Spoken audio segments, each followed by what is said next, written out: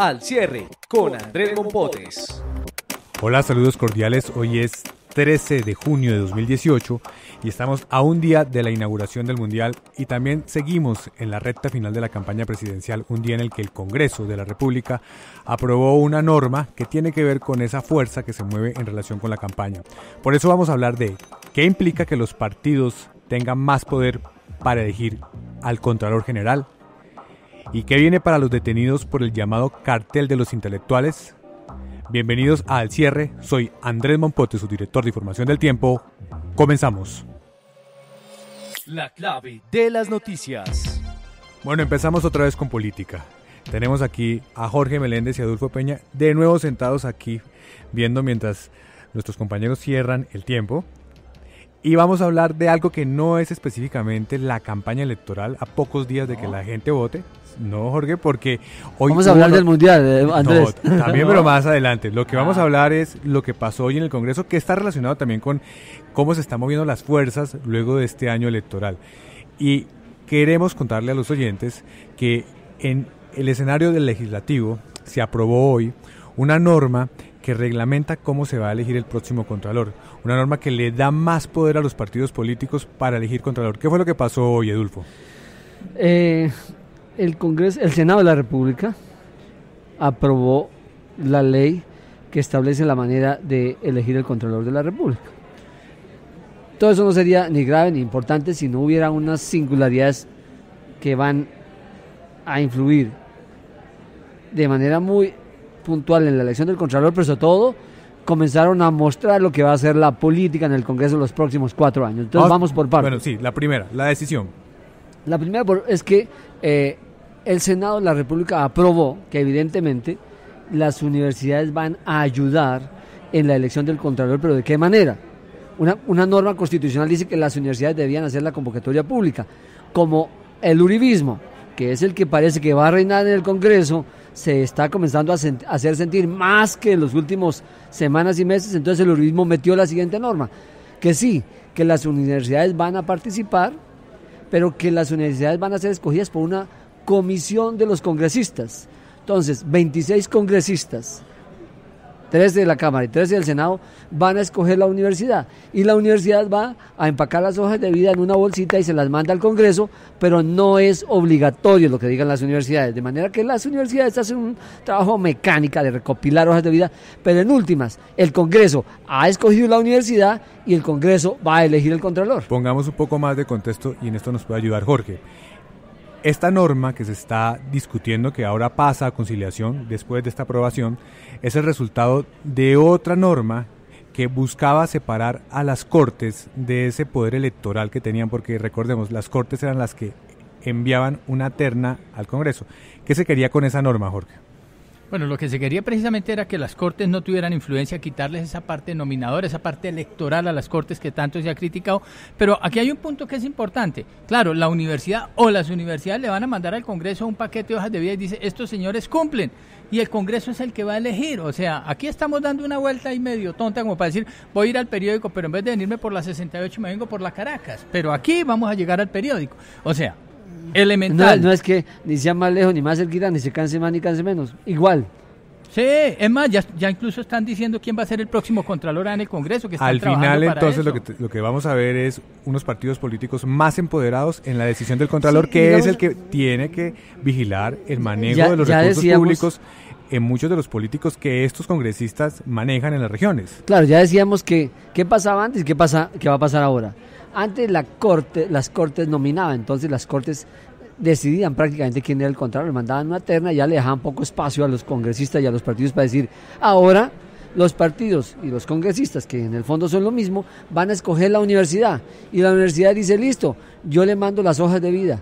Entonces eso hay un toma y dame, un va para allá y va para acá, y todo eso queda en manos de los partidos y de los mismos congresistas, menos filtros y más capacidad de decisión de los congresistas en todo el proceso. Son 10 hojas de vida, por lo menos las que van a recibir los congresistas, y allí van a escoger. O sea, tampoco es que haya la gran novedad.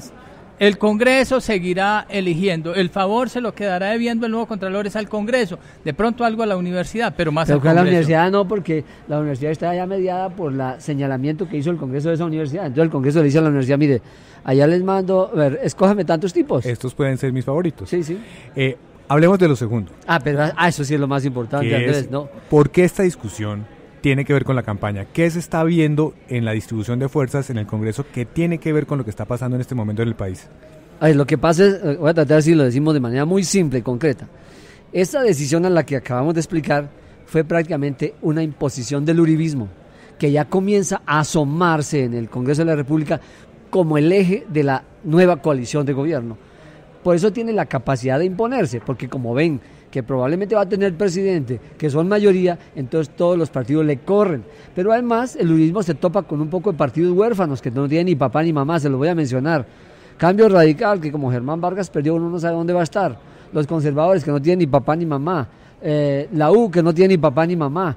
Y los liberales que tienen un papá en problemas. Entonces, pero entonces un poco para clarificar, más que ver con la campaña en sí, tiene que ver es con la nuevo mapa de poder que se generó luego de las elecciones al Congreso y que hoy está buscando su forma en coaliciones y que probablemente será la coalición que veremos el 20 de julio. Probablemente tendremos los colombianos, Andrés y Jorge Enrique, una gran coalición de centro-derecha muy grande, de alrededor del 65 o 70 y pico por ciento, frente a una coalición de izquierda del 25, 30 y pico por ciento. Pero yo les pregunto una cosa, Jorge y Edulfo, esa no es la misma coalición que vimos durante los últimos 8 años, pero en su momento bajo el poder del presidente Santos. Ahí sí, como dice el embajador de Estados Unidos, sí, pero no, que él no entiende por qué los colombianos responden así. Sí, son casi los mismos, solo que cuando estaban con Santos, esa era una coalición de centro-izquierda porque apoyaba la paz y ahora es con los mismos, pero centro-derecha, porque ahora están con Uribe. Lo que pasa es que muchas de las decisiones que tenían que ver con el Congreso se esperaron a ver qué pasaba en la primera vuelta. Los congresistas dijeron, esperemos y le vamos a apostar al caballo ganador. Hoy ven que precisamente el señor Iván Duque es el que va adelante, entonces todos corrieron para donde Duque. Ahora están todos allá, menos unos de izquierda que les da algo de vergüenza llegar a donde Duque. Pero una cosa final, Andrés, este Congreso, que está tomando decisiones sobre 2 leyes importantes, en los últimos días finales de su legislatura, comienza a mostrar el nuevo Congreso en 2 leyes. En la del Congreso, donde le decimos que impuso su criterio de determinar cómo se va a elegir Contralor, porque de pronto va a ser de ellos mismos, de los uribistas.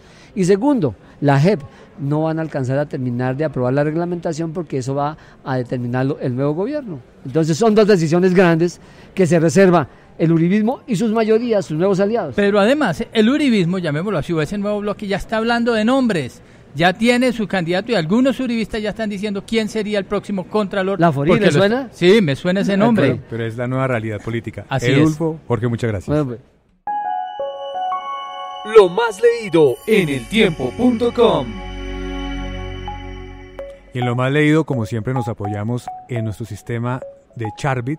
Para quienes nos han escuchado anteriormente, este es el instrumento que nos permite ver qué está leyendo en este momento el tiempo.com la gente, qué está buscando en nuestra pantalla digital los usuarios del tiempo.com. Y la historia más leída es qué se siente despertar de un coma, que se ve en el portal con este titular, cómo se siente estar en coma. Y es una historia escrita por nuestra periodista digital Marcela Ham, quien está aquí con nosotros, y también se encuentra su protagonista, Stephanie Echevarría, la persona que estuvo durante 6 días en coma, porque ella es compañera nuestra aquí en esta casa editorial, trabaja en ADN. Bienvenida Marcela, bienvenida Stephanie. Gracias Andrés. Bueno, primero que todo, Marcela, cuéntanos, ¿qué pasó con Stephanie? ¿Por qué decidiste escribir esta historia? Bueno, la historia hace parte de una serie que se llama Milagro o Azar, en el que las personas narran qué sucedió después de un episodio crítico que tuvieron. Y si se preguntaron luego por qué sobrevivieron, si fue por la divinidad, Dios, o si fue por una casualidad o por el azar. Y a la historia llegué, la historia de Stephanie, buscando a alguien que hubiera sobrevivido, sobrellevado una situación así. Sí, una situación que nos tuvo muy preocupados a nosotros cuando lo conocimos hace algunos meses, porque tampoco ha pasado mucho tiempo, pero sí estuvimos muy preocupados. Al final, me parece muy interesante que hayas decidido hacerlo con alguien de la casa. ¿Qué encontraste en la historia? ¿Qué fue lo que pasó con Stephanie? Bueno, cuando empecé a hablar con Stephanie me di cuenta que tenía una capacidad muy grande de narrarse a ella misma. No sé si eso es por su oficio también.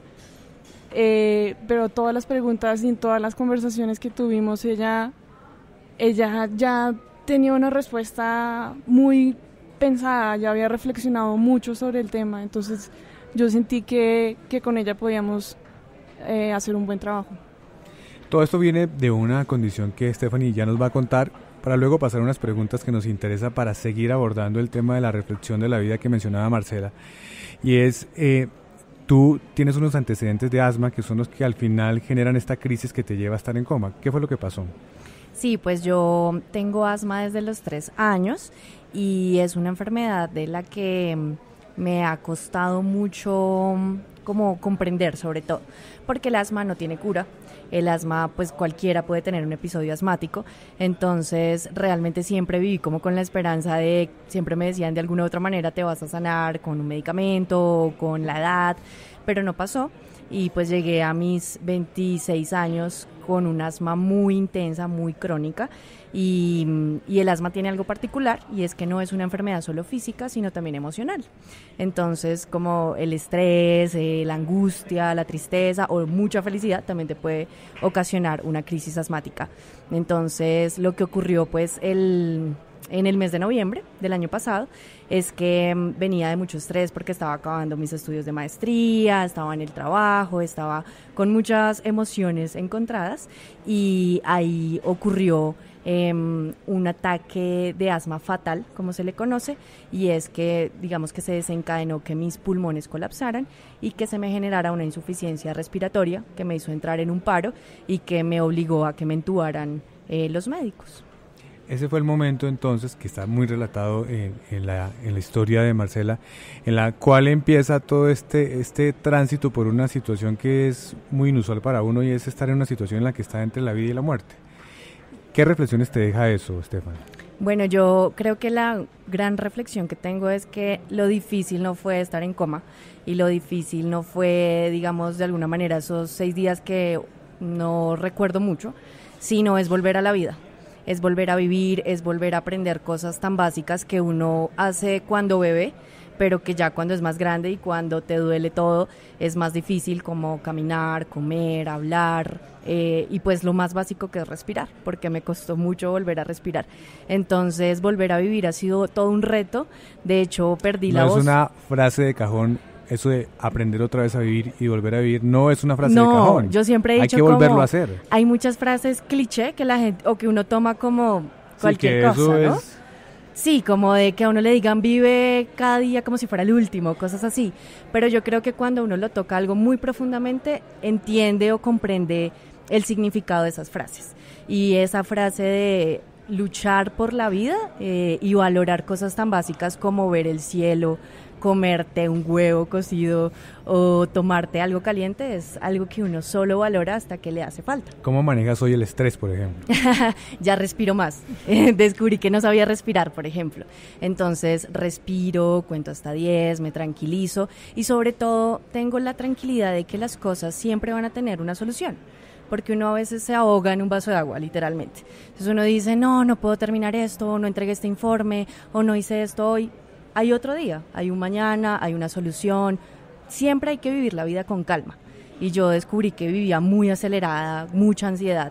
Entonces es muy bueno tener como la oportunidad de decir, no, hay cosas muy valiosas en la vida como reírte, disfrutar con tu familia, con tus amigos, pasar tiempo contigo mismo. Entonces todas esas cosas me generan como mucha tranquilidad de saber que uno está acá por algo, ¿no? ¿Y cuáles son las preocupaciones que te han cambiado? Porque claro, uno cuando está joven, que uno quiere hacer muchas cosas y que se ve en el horizonte tratando de construir, por ejemplo, logros materiales y que a veces cree que los logros materiales son el propósito final de lo que uno hace, ¿eso de alguna manera se ha modificado en ese cambio? Sí, pues de hecho yo siempre me consideré una mujer joven diferente, atípica. ¿Por qué? Porque siempre viví con miedo a la muerte. Y como tú lo mencionas, uno cuando es joven como que no hay límites, como que uno vive literalmente al límite.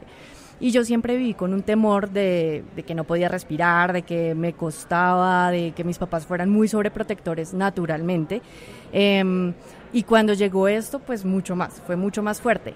Y yo creo que me costó mucho lograr mi independencia, porque todas las personas alrededor mío estaban pendientes de mí. O sea, casi que les faltaba como mirar si estaba respirando cada segundo. Entonces volver a que los doctores me dijeran, no, tienes que caminar sola, ir al centro comercial sola, hacer tu vida independiente, fue muy difícil porque tenía miedo de eso, pero eso me permitió saber que como siempre en la vida luché mucho por ser capaz de lograr todo. Y ahora sí que como que considero que vivir valorando cada cosa que haces es muy, muy muy importante, porque uno siempre piensa lo que mencionas, Andrés, y es el dinero, el lograr un equilibrio entre el trabajo, entre lo emocional, entre lo espiritual, y al final, ¿en qué momento te quedas tú diciendo yo qué me hace feliz y qué me realiza como ser humano? ¿Sí? Y cuando uno vuelve a eso básico, a mirar el plato y antes de comer, parar un momentico y decir qué rica esta comida, o apenas te levantes, yo lo primero que ahora hago desde ese momento es gracias, doy gracias por ver el cielo, porque duré encerrada, estuve 6 días en coma, pero duré 15 días en una clínica donde todos me decían está lloviendo terrible, y yo no me acordaba cómo era la lluvia. Entonces yo decía, yo sé que es lluvia, pero no recuerdo cómo es.